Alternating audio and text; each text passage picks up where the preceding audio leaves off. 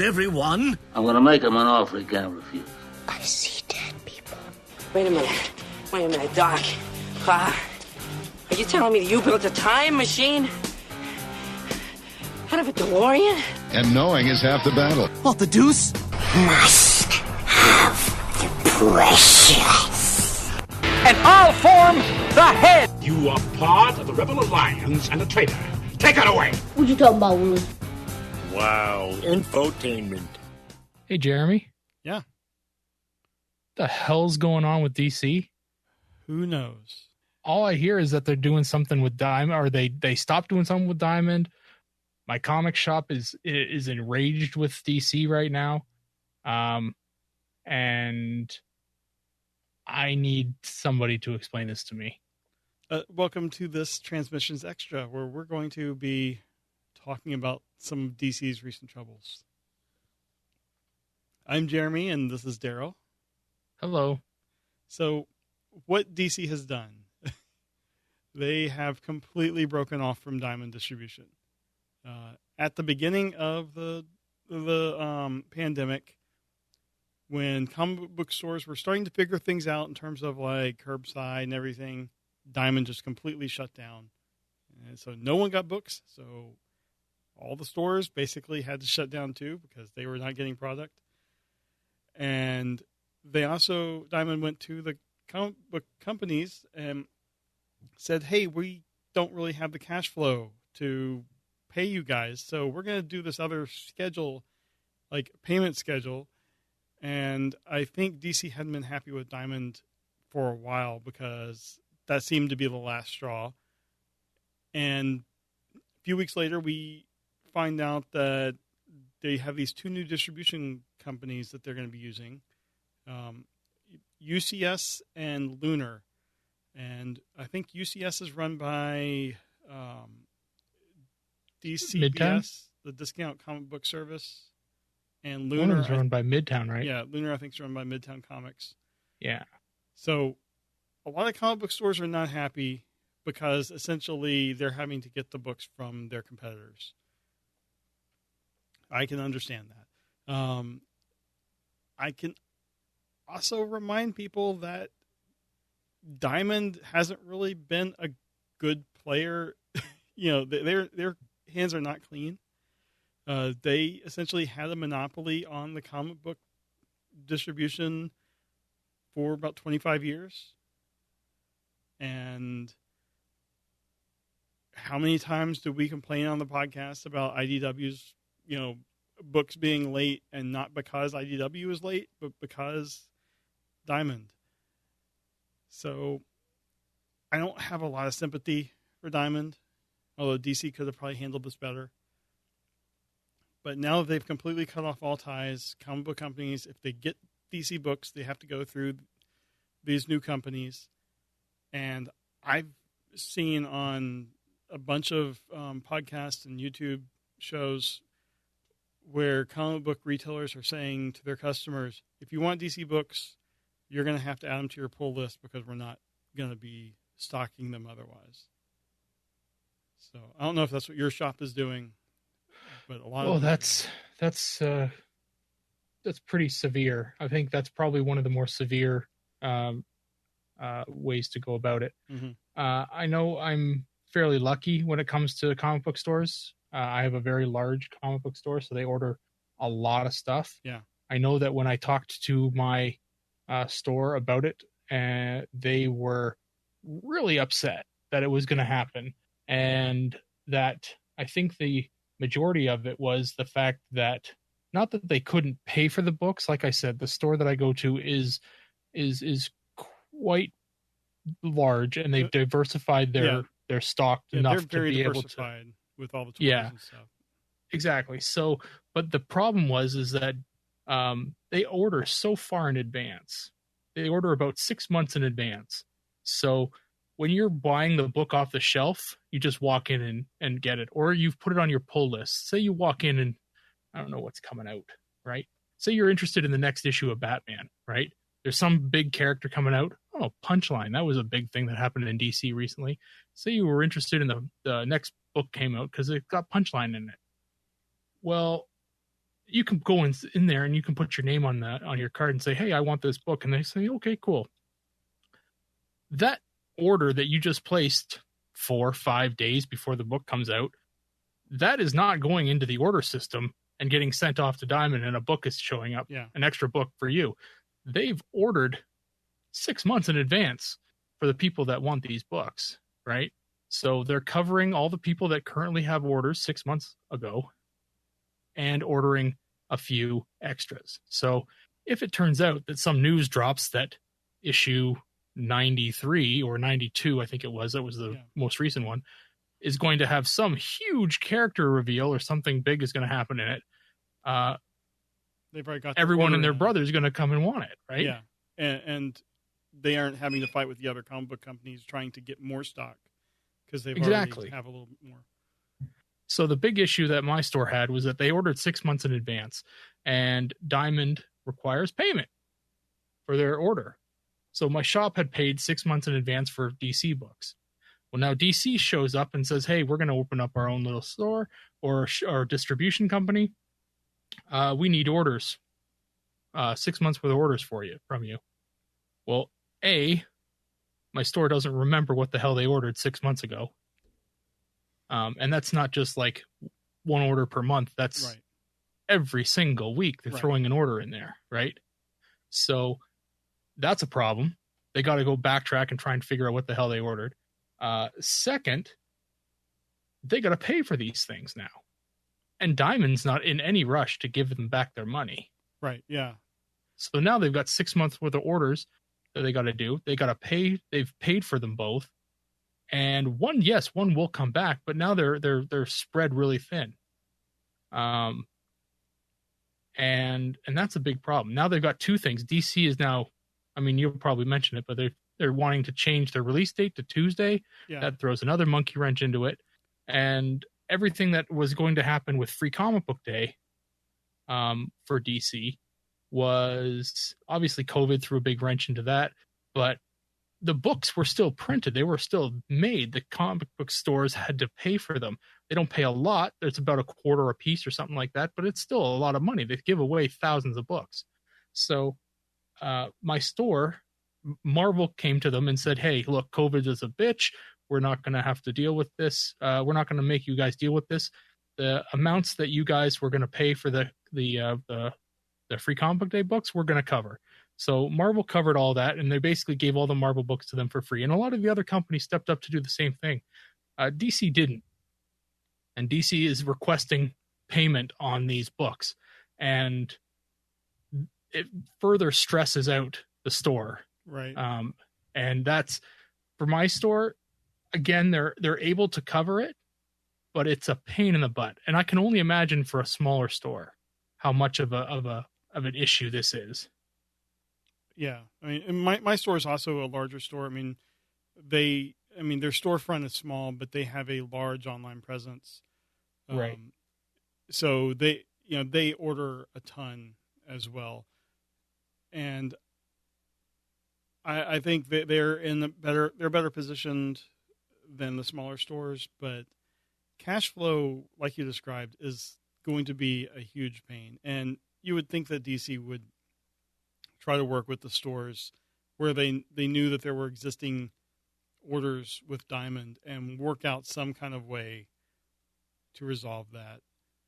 Maybe float the money, over time, maybe not make them pay the full amount immediately. Mm-hmm. But does your store do pull lists where you have to pay up front, or you pay when you pick up the books? You pay when you pick them up.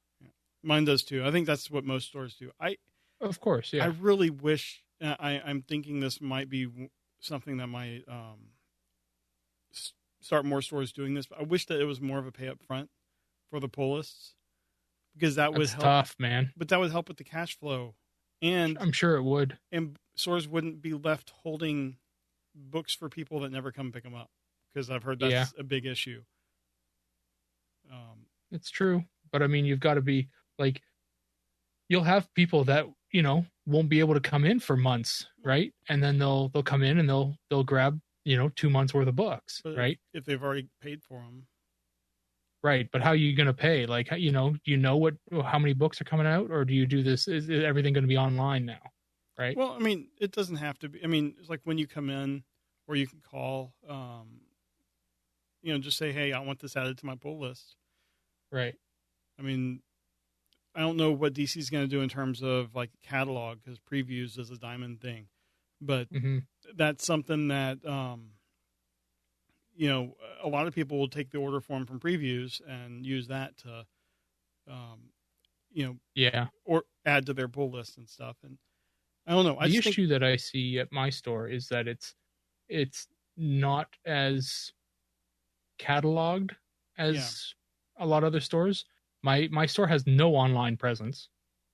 And I asked the guy who owns the store after everything started opening up, and I said, after all this, and you saw how basically everything got shut down, do you think that you'd consider putting an online presence or going online? And he's like, I'd rather shut the store down. Yeah, I mean, that's the problem with the industry. There's so many old school people that are set in their ways, and he's got a lot so of much product. stuff. Yeah. Right. I mean, and it's just, it's tough to run a business, like that anyway, when you don't know what you have really. I mean, there's no good cataloging system, but then to the thought of having to change to a system where you do, that's like, overwhelming. So it is. It's a catch-22, I'm sure, for a lot of stores. Yeah. Yeah, it is. So DC has moved to this system. Like I had mentioned, they want to change the release date to Tuesday. Well, that's a huge pain in the butt. So, you've got books like, everyone's been, is used to going in on Wednesdays. I know that my store, sure that they can sell books on DC books on Tuesdays now. They're allowed. But they don't. Yeah, mine's the same way. Nothing goes live until Wednesday. Yeah. So mine said they're not even going to consider it until things open up a bit more. It's just too much, too fast. Yeah. I will say personally, because I get a couple DC books digitally. I just subscribe to them on Comixology, and then I pick up some physically. I'm just weird like that to mix them up, but I do like to see, like right before we were recording, I got an email from Comixology saying, "Hey, your card's been billed." So I can't remember what it was, a new issue of Flash or Action Comics or something that as of midnight it'll be in my account. Flash 756. So I'm crazy. Looking forward. I do like getting that, early comic because I get it on Tuesday instead of Wednesday. Will you read it tomorrow? I mean, does it really make that much of a difference that you get it a day before? I mean, it's just, usually I'll read it that day just because it's something new. And, okay. What am I going to watch? New TV shows? I don't know.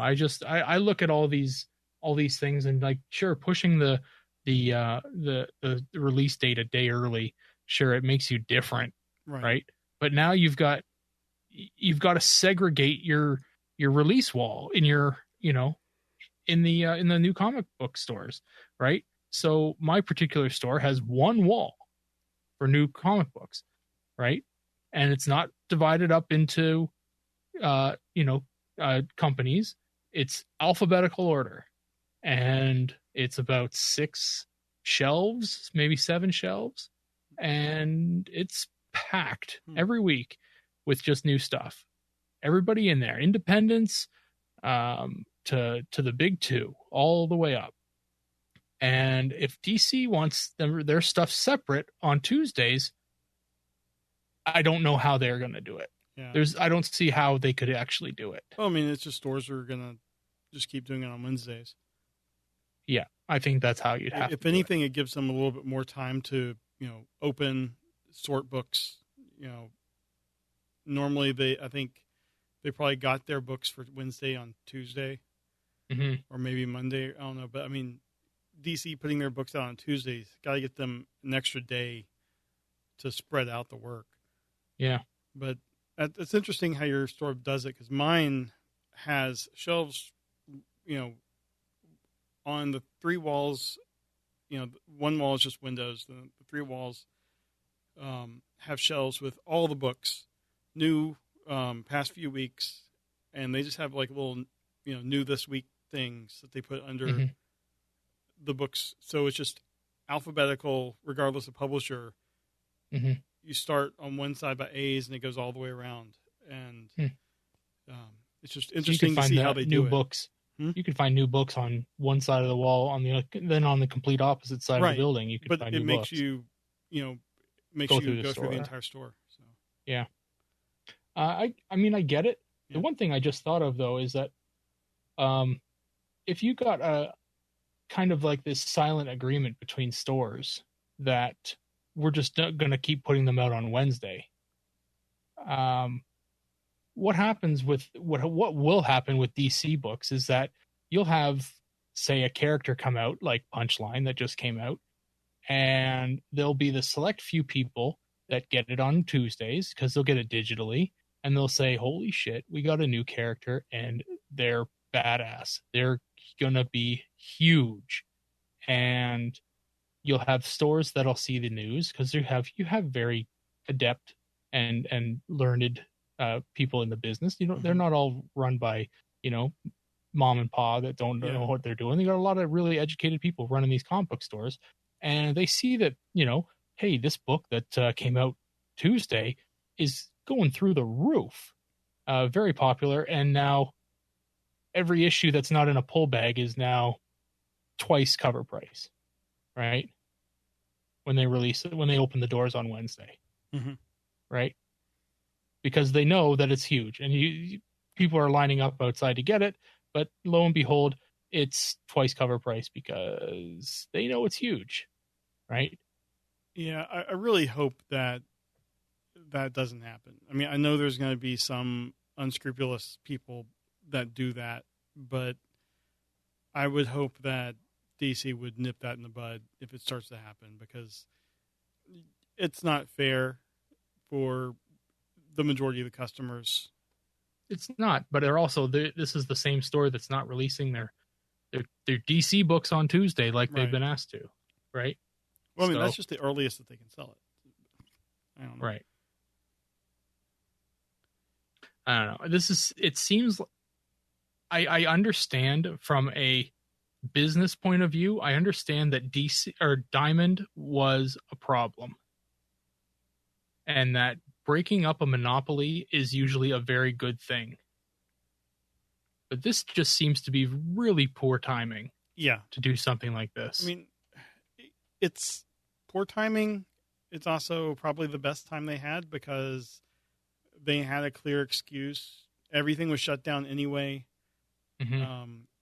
When they started these 2 distributors, they didn't do their full load of books right away. They started with a smaller selection and worked the kinks out. Apparently, the new distributors actually pack things really well. And, as you know, from the book that we commissioned the cover for, Diamond doesn't pack their books very well. We had so many books are like scuffed up, and apparently these new distributors use a lot of bubble wrap and pack things really well. So it's, I don't know. I mean, it's crappy timing for sure. But if you're going to make a change, when are you going to do it? I know. I'm looking at it more as from the store perspective, and seeing as it's, you've got stores that are closing, you've got stores that are barely making it by, and now you've got to have them make double payments to DC for their books. I mean, that's the real problem with the whole thing. The customers will get by. I'm not considering the customers in this at all. They'll figure it out. Whether they got to buy books on Tuesdays, Wednesdays, Thursdays, who gives a crap? They'll figure out a way to get their books, and every customer buying a DC book will get their books. stores, that's another story. I think they're the ones getting the shaft in this. Mm-hmm. And really, and they're already at margins that are, inconceivable to even imagine somebody trying to live off of. Yeah, and you would think that, knowing this, because DC did donate a lot of money to like charities that are meant to help the comic book stores, Mm-hmm. that they would position this a little bit better financially for the comic book stores. And I know the stores also have such a big issue with these being run by DCBS and Midtown, where both of those are fairly national, maybe international brands with their online presence. So they're like worried, is our customer list going to our competitor? How separate are is Lunar from Midtown? All of that, they need to be a lot more clear than they have been. Mm-hmm. Well, so I don't know where we go from here. I mean, it's not like it's really going to affect the day-to-day lives of the customers, but do you think that they can maintain this? And if they fail, does Diamond accept them back? I mean, I think they do, because they got Batman. Yeah. So I would think they wouldn't accept them back at the same discounts they were getting before. Right. But they obviously like money, so they would take them back. Yeah.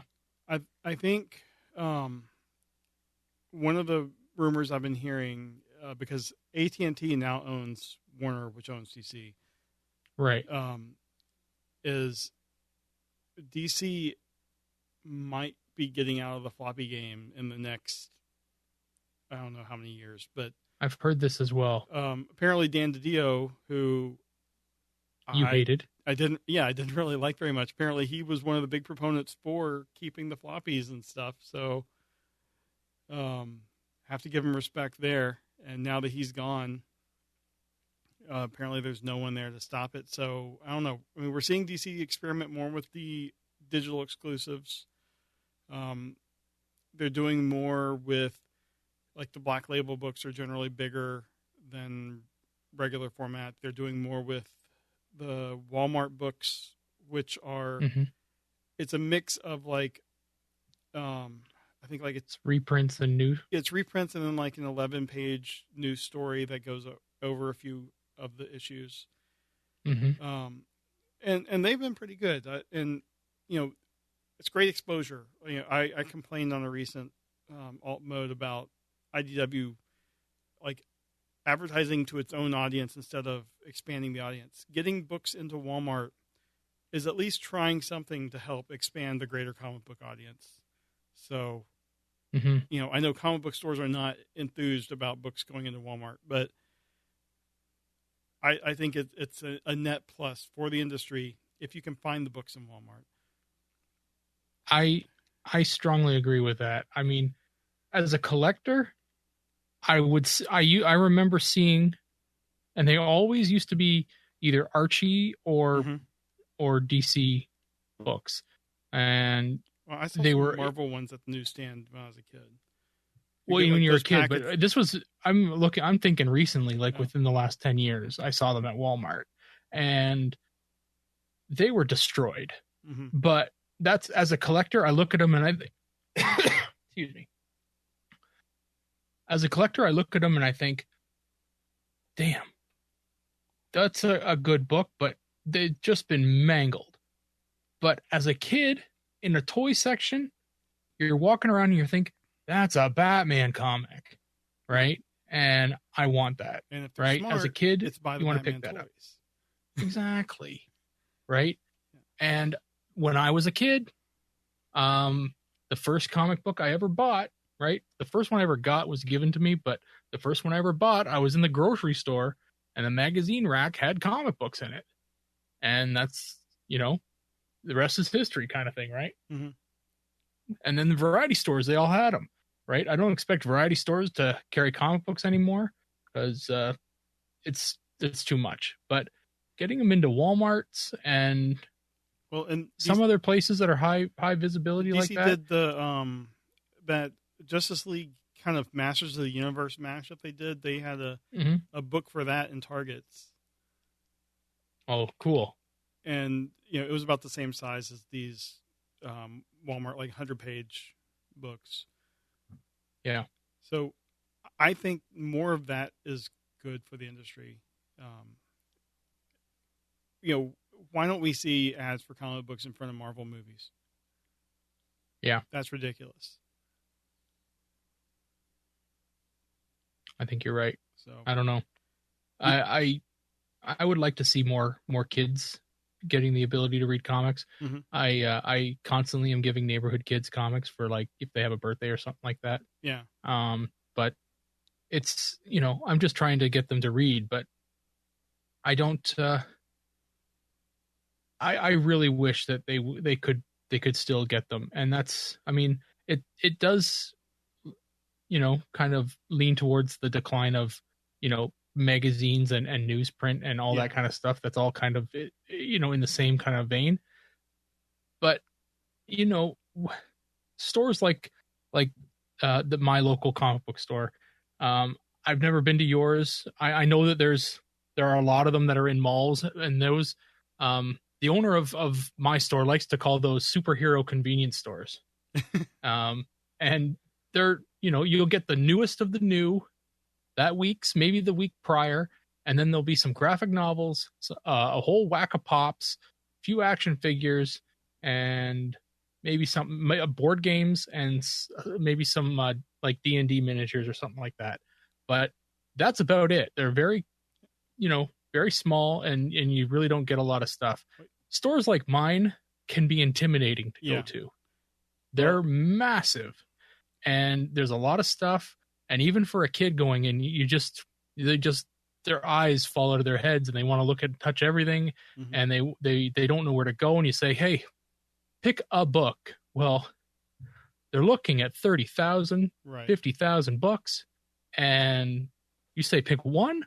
Well, I might be able to look at 100 of them before we have to go, but so it's intimidating. Yeah, so I get. Go ahead. You kind of described my store when you're describing this. Outside of there aren't board games and D&D stuff, but they have some Magic cards and the Transformers game.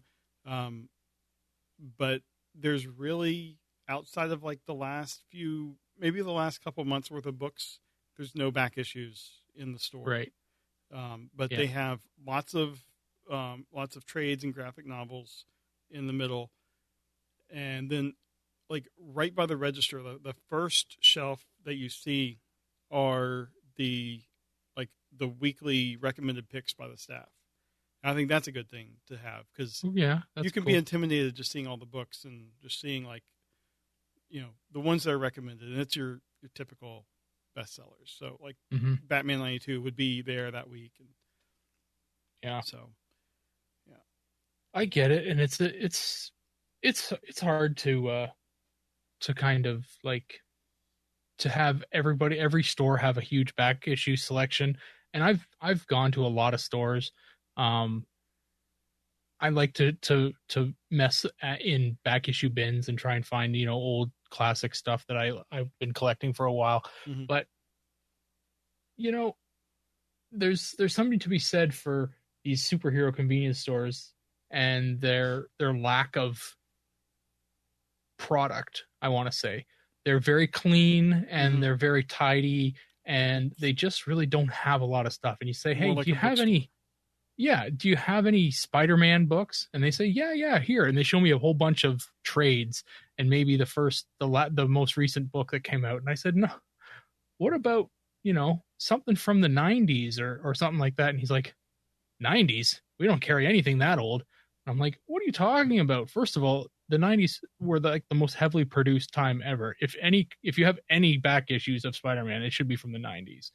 But that kind of stuff drives me nuts." And he's like, "Oh, well, if you have any issues you really want, give me the numbers and we'll submit them to our warehouse, Yeah. and we'll get back to you. And I'm like, dude, I'm in town for like an hour.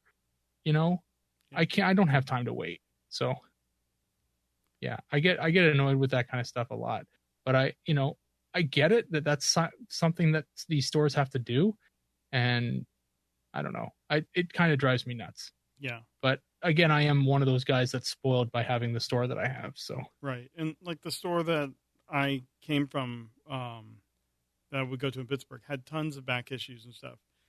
But,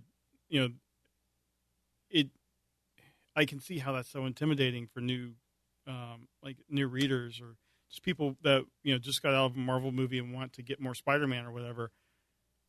So the industry as a whole needs to change a lot of little things, I think, because it's not really a healthy industry at the moment. no, And there's going to be a lot of pain over the next couple of years, I think. mm-hmm. So maybe DC is the one that's kind of ripping the Band-Aid off to start some of this change. Maybe it's because of their AT&T overlords, or maybe it's because they genuinely see some of the issues and they want to start moving down the road towards making it a healthier ecosystem. But, either way, it's going to be painful for the shops in particular over the next couple of years. Yeah, I worry about, somebody starting the change or ripping a Band-Aid off. I worry, like, because you think like maybe it's that Band-Aid was holding everything together. Mm-hmm. And this one block, which was a big block, was essentially keeping the entire building from falling over. Yeah. And sure, I'm mixing metaphors, but I don't care. You get my point. It's just, I like having a comic book store to go to. I know. And I'm not a fan of digital. And I can't even imagine the backlash of if every DC book became digital. Oh, yeah. I mean, they don't want that PR. Yeah.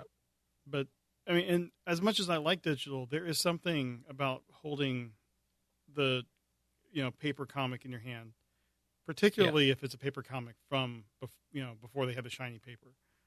Oh, yeah. Yeah. But anyway, I don't see really, where they go from here. It's just kind of, I think the next few months are going to have to play out. But it's interesting, and, I'm kind of surprised it happened, but, knowing that Diamond was a monopoly that was kind of not really moving with the times like they should, I can see why they did it. And yeah. Well, we'll see what happens. Yep. Well, thanks for listening. I guess, Darryl, before we go, do you want to plug your comic book store? I know they don't have an online presence, but, Sure. we talked a lot about our stores. Maybe we can give them a little. Yeah. I go to Heroes Comics in London, Ontario, and they do have a website, but they try and be a little active on Instagram and Twitter. They do have a Facebook page, and if you are in the area, it's definitely worth checking out. Oh, it's an amazing store. Yeah, Jeremy came to down one time. We were going to TFCon, and I said, "You got to check out this comic book store, dude." And we went down and then hung out there for about an hour.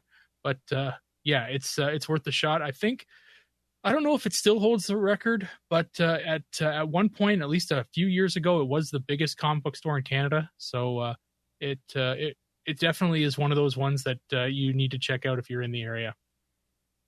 Cool. Yeah, and my store is Westfield Comics in Madison. They had 2 locations, but shortly before the pandemic, not related to it, they shut down one of their locations.